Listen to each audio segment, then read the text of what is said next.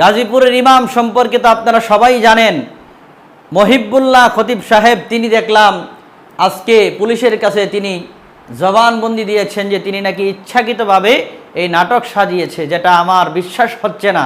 কেননা একজন আলেম হয়ে, একজন বয়োজ্যেষ্ঠ মুরব্বী আলেম হয়ে, ইমাম হয়ে তিনি এই কাজটা কখনো করতে পারেন না। জুড়ে বলুন ঠিক না বেঠিক? অবশ্যই এটার পিছনে কোনো ইন্ধন রয়েছে, অথবা তাকে সরকারের পক্ষ থেকে অথবা আইনের পক্ষ থেকে পুলিশ প্রশাসন হয়তো তাকে চাপ দিয়েছেন অথবা জিম্মি করেছেন। আমি সঠিক ঘটনা তদন্ত যেহেতু করা হয় নাই, আমি জানি না।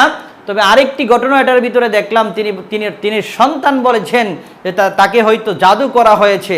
কারণ যারা হিন্দু ধর্মাবলম্বী আছে তাদের মধ্যে অনেক বড় বড় তান্ত্রিক আছে যারা কুফরি করে, জাদু করে। এই জাদুবিদ্যার সম্পর্কে কিন্তু আল্লাহ সুবহানাহু ওয়া তাআলা পবিত্র কুরআনুল কারীমের অনেক জায়গার মধ্যে বলেছে।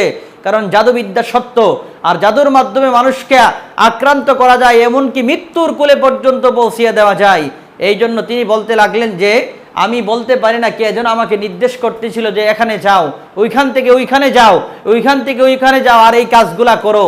আর না হয় একজন আলেম হয়ে আমার বিশ্বাস হয় না তিনি কেমন করে উলঙ্গ হয়ে নিজের শরীরের ভিতরে তিনি শিকল বেঁধে উলঙ্গ অবস্থায় রাস্তার মাঝখানে শুয়ে থাকে।